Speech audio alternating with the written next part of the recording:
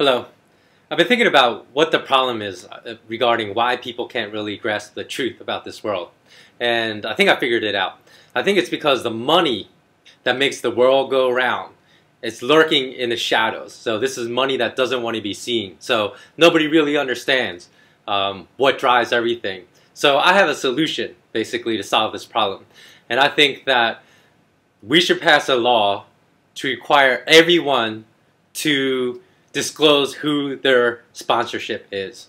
So in other words, just like NASCAR plasters all their cars with the logos of all their corporate sponsors, so should everyone else. So should the Supreme Court, so should presidents and prime ministers, so should universities, so should the military that go to war. Everyone should tell them who their corporate sponsorship is by being required to wear basically badges. So they should have to wear corporate logos as sponsors all over their suits, and this way no one could have any misunderstanding of what the motivation behind certain people's and institutions' actions are. So let me give you an example of how this could clear all the problems and all the confusion about who is really running this world. For example, JP Morgan recently gave $4.6 million to the NYPD, and they also donated over 1,000 computer laptops for NYPD patrol cars. So those patrol cars that accepted that technology from JP Morgan should be required to brand across their doors to protect and serve Jamie Dimon and JP Morgan. So that then when people are beat down by these cops, then there's no confusion of who these cops' masters are. And again, the cops that took all that money from JP Morgan to beat down the peaceful protesters should be required to wear badges like that say JP Morgan across their police uniform. So then when people are attacked by these cops, there's no confusion. They know, oh, okay, so you serve JP Morgan. And then the good cops that aren't bought out by these banksters wouldn't have to wear any of these badges, so you could determine who the good cops are and who the bad cops are. Likewise, since the majority of judges are also bought off and paid for by corporate interests, they should be required to wear their corporate sponsorship on their robes. So when the Supreme Court always rules in favor of Monsanto, then you know, because you know the Supreme Court judges that have been bought off by Monsanto, because they'll have Monsanto corporate logos sewn onto their robes. Or when Citigroup merged, or Citibank merged with Travelers, which was illegal at the time, and became Citigroup, and then the law was passed retroactively to make that entity legal, and you know there's no court ruling, then you can walk around and you see the judges that are wearing the Citigroup badge on their robe, so you know they've been bought out by Citigroup. So this really would clear up a lot of the confusion out there as far as why certain judges, why certain politicians behave certain ways, because you know exactly who is sponsored by whom.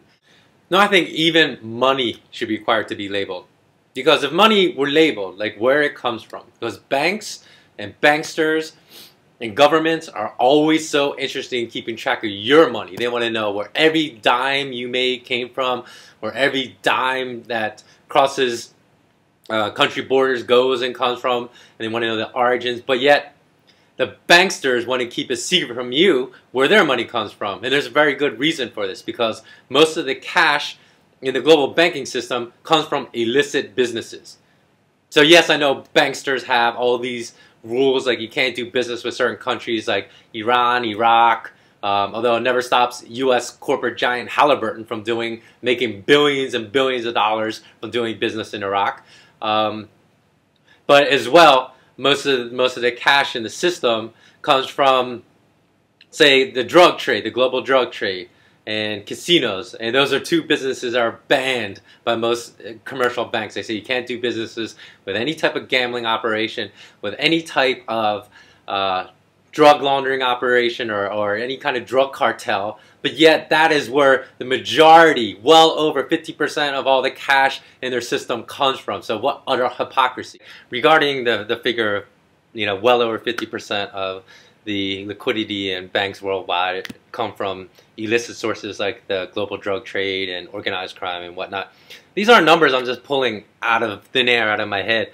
So I'll put a link to the Guardian article below that talks about this, because there was actually an internal investigation at the United Nations. I know, not my favorite organization in the world, but Antonio Maria Costa, who was the head of the Office on Drugs and Crime in 2008, was studying 2007 global banking liquidity crunch. In fact, it was so much of a crunch that, you know, a number of major global banks had to go to the discount window, their central banks, to borrow hundreds of millions of dollars because they had no cash to run their businesses on a day-to-day for day-to-day operations. So he said that he had evidence to suggest that the proceeds from drug and crime were, quote unquote, the only liquid investment capital available to banks on the brink of collapse. He said interbank loans were funded by money that originated from the drugs trade.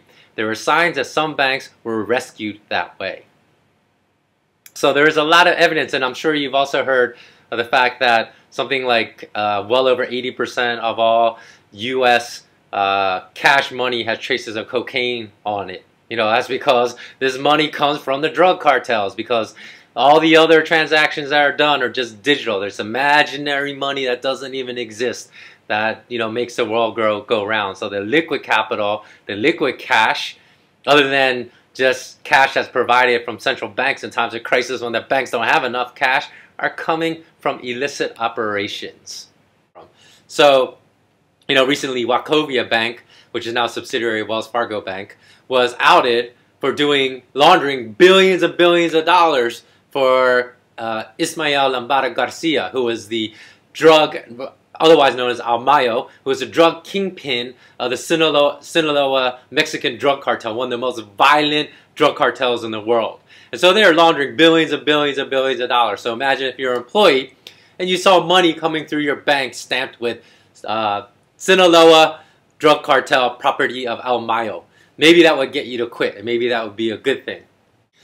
Likewise, in 2004, Citigroup private banking division was caught laundering money for Yakuza, and consequently was kicked out of the entire country, just the Citigroup private banking division.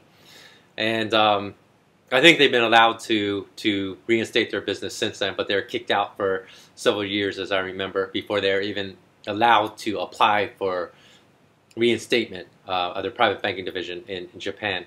But imagine if the yen that flowed through Citigroup banks in Japan were stamped with the label Yakuza.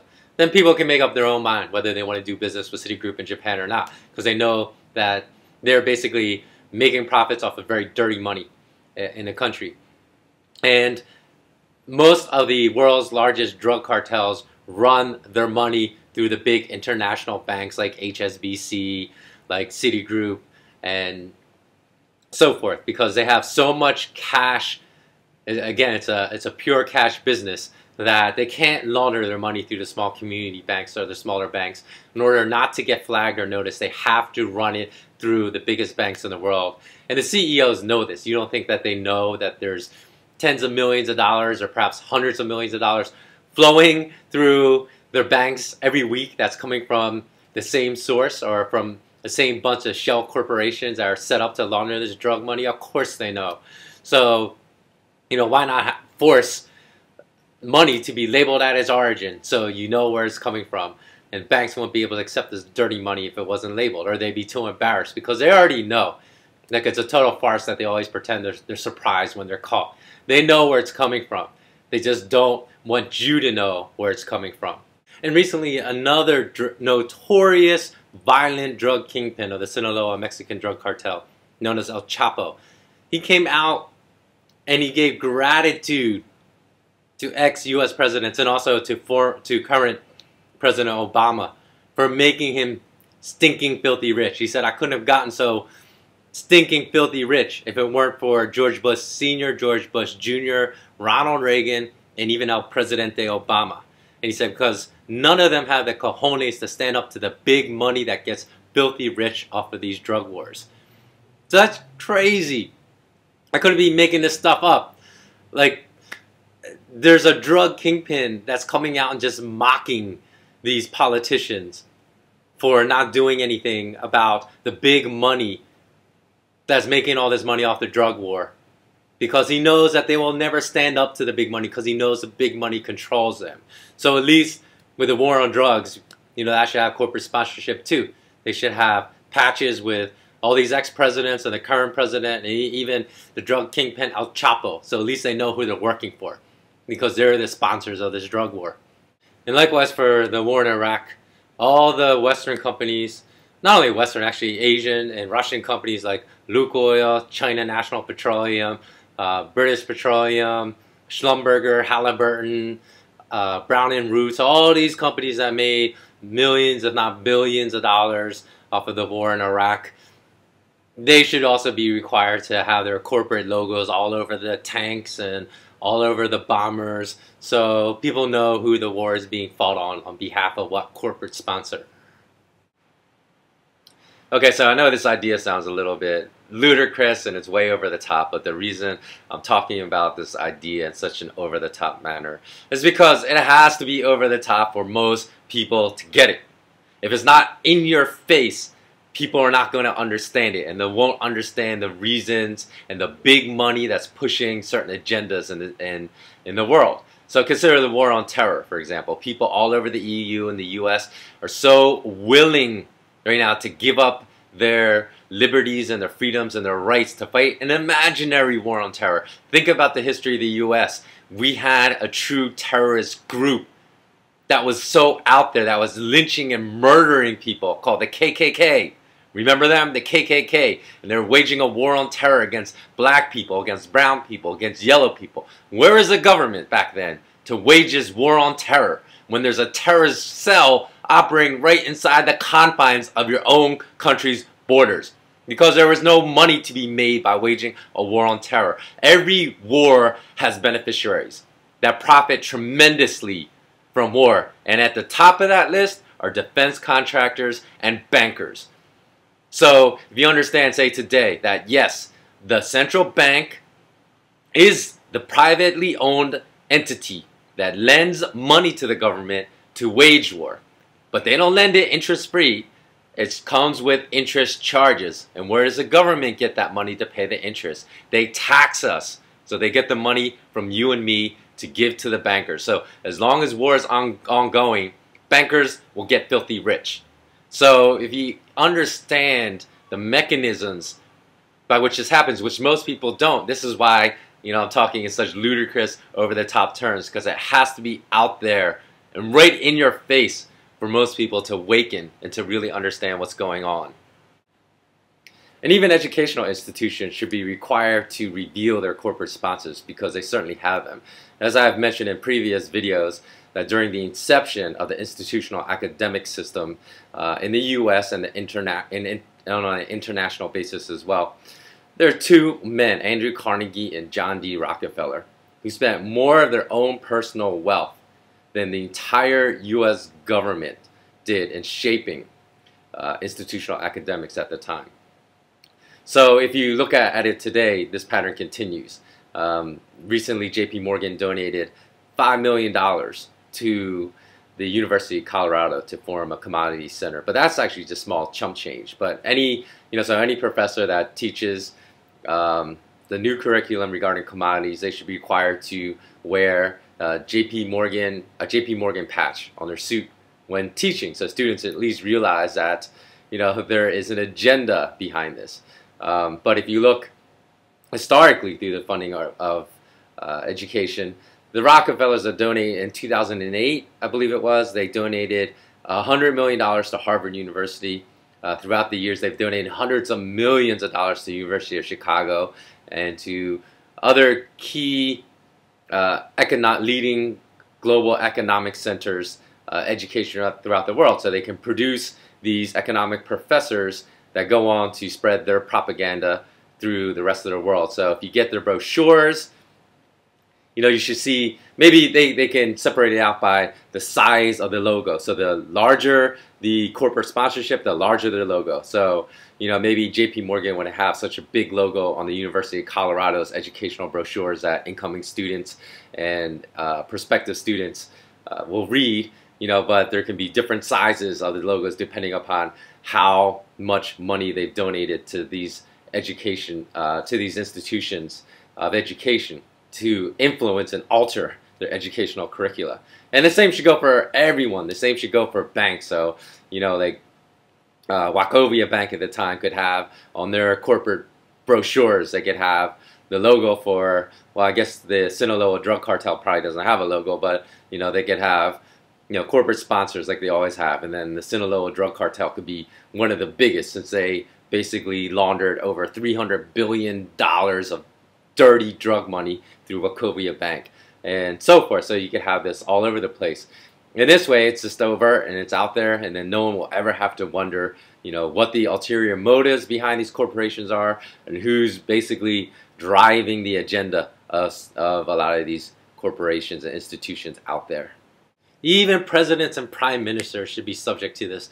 They should have to wear corporate logos all over their $10,000 suits so everyone knows who they're working for and who they're bought and paid for. Because every president and prime minister, like I said, they're not elected, they're selected, they're put in place, and they're paid for.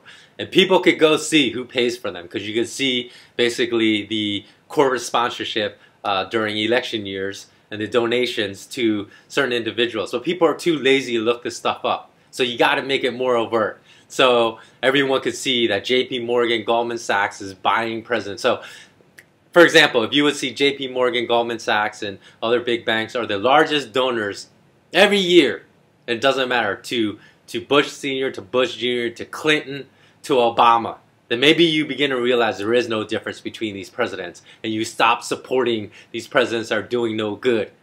Like that would make you understand if you knew who their corporate sponsors were and who's backing these people. And the same thing for presidents all over the world. I'm sure Goldman Sachs and JP Morgan donate money to presidents in foreign countries as well. Look at Tony Blair. When he left the prime ministership of the UK, he was making millions on retainer fees from JP Morgan, from Zurich Financial Services. He set up dozens of private limited partnerships to hide all the money that has been given from all the people he sold his soul to when he was Prime Minister of the UK.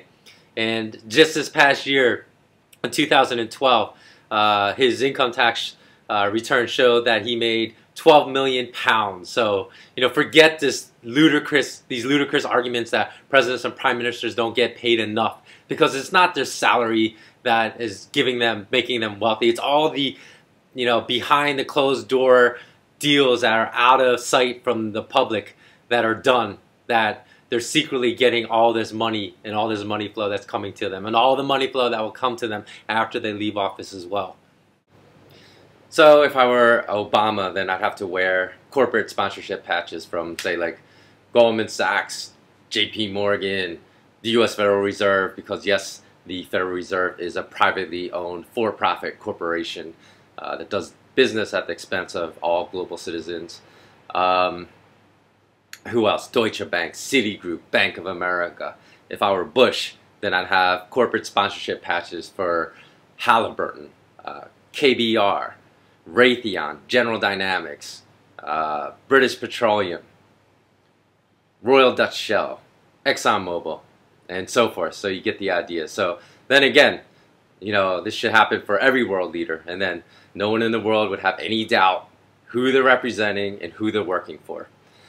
And okay, so I'm going to continue this with a part 2, so please stay tuned or wait for the link to click for part 2.